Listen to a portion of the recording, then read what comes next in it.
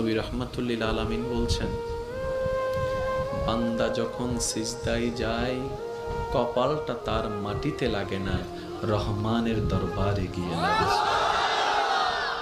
আফসোস আমাদের জন্য সেই সিজদাকে না বুঝার কারণে। আপনাদের মসজিদেও হয়তো অনেকবার আপনারা লক্ষ্য করেছেন, রুকুতে না হয় সিজদাতে না হয় বৈঠকে ইমাম যদি কোনো রকম একটু দেরি করে, 5-10 সেকেন্ড যদি একটু সালাম ফিরাতে দেরি করে কিংবা উঠতে দেরি করে, পিছন থেকে একটা কাশি নামক মিসকল চলে আসে। কাশি নামক মিসকল চলে আসে, ও ভাই তুই কাশলি কেন, তোর কি জক্কা হয়েছে?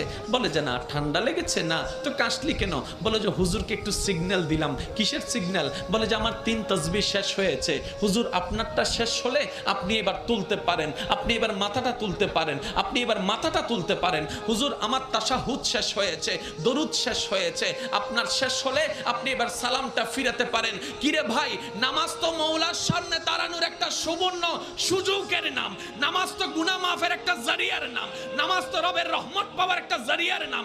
এখানে এসে তুই তাড়াতাড়ি করছিস কেন? বলে যে আফসোস, আমি নামাজটা জেনেছি, বুঝার মতো বুঝতে পারিনি। জেনেছে তারা শুধু সপ্তাহে জুমার দিন যায়, আজকে যেমন গিয়েছে 2 রাকাতের জন্য।